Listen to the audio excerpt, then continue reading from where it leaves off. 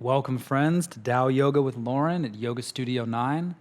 I'm here with my friend Julia, and today we're introducing 1 minute miracle Thai massage. This is kind of like my signature move. You're going to be hard-pressed to find this around the world unless you go to Thailand like I did and trained with masters there. But this is a great way to open the spine and get the energy moving, and it's going to come in real handy with any type of love play practice. So if you could please face that way. And the first thing I like to do to open up, bring your arms behind you and hold my wrists. This is just a warm-up, real famous Thai massage move. Like a cat, you want to walk up and down the spine of your recipient. And I'm just digging in gently with the ball of my foot and even my toes up and down the spine.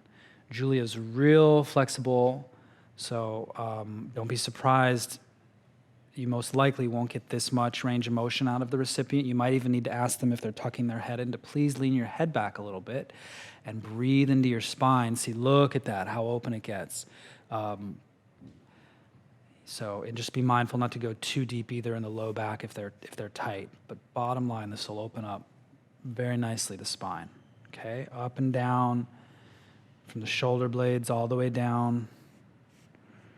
Okay, and then just rest your hands on the mat. Bring your feet straight out in front of you, please. This is the 1 minute miracle proper.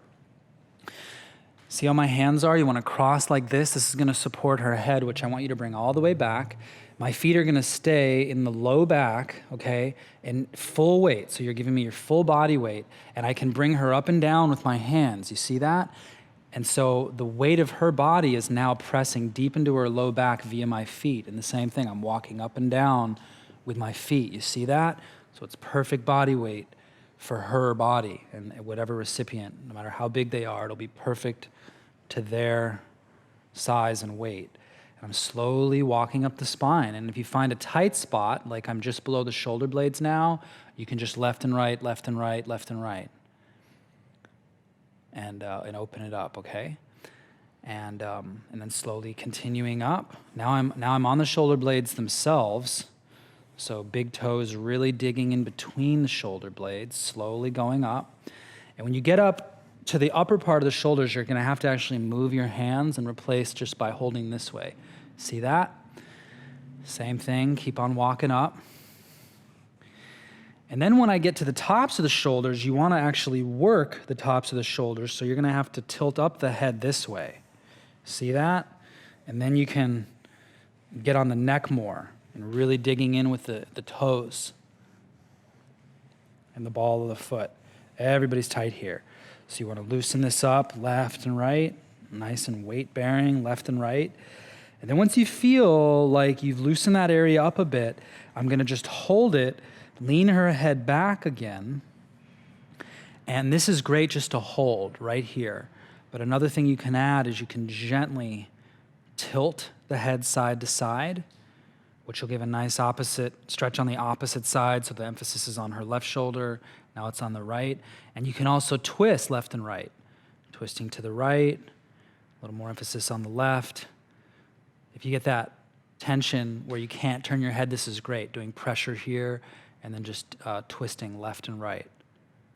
All right?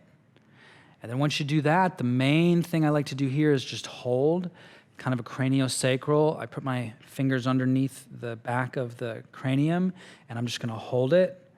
So you're getting the upward pressure of me pulling the cranium, and then the downward pressure of the feet pushing down. Amazing way to open up the neck and the spine.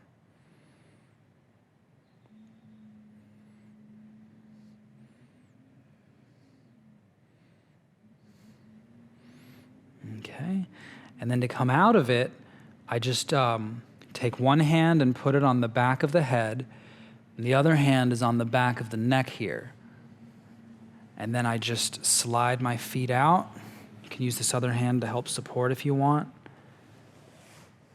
And then move my foot out of the way so you can see. A little craniosacral work just to really ground is I'm just supporting the back of the head, but I'm not really doing any pressure with one hand, and then the other hand on the forehead. And then I'm just going to tune in and equalize awareness of both hands. That'll help open up her craniosacral rhythm. It's a really nice way to connect in the name of partner massage. So much of our physical tension starts in the mind. It's like mental, especially around sexuality. This will just be so grounding and helpful. Okay. And then last but not least, kind of craniosacral proper. I'll just touch on either side here, touching with a feather pressure right here on the side of the head here, right behind the neck, kind of gripping with feather pressure and just holding it. And they call craniosacral the art of listening, so I'm really feeling for her pulse, and you'll feel all kinds of subtle alignments from here. This is a great way to just ground in and listen with your being and your presence.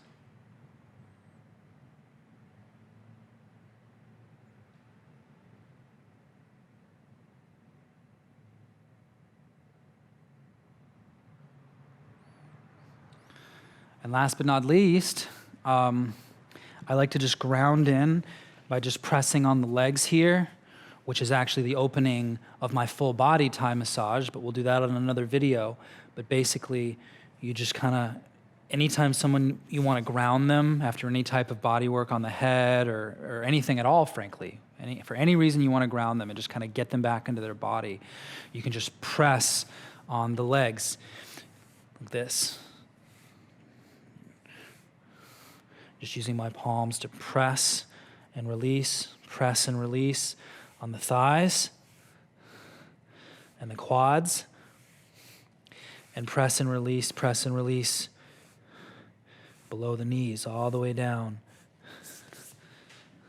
And then Thai massage style, we usually just kind of cross the feet to finish, kind of grounds the energy in, and then I'll just take a moment, all right? So that's pretty easy. Go into it with a spirit of openness and play, and see how you feel. Practice well, and be well, my friends.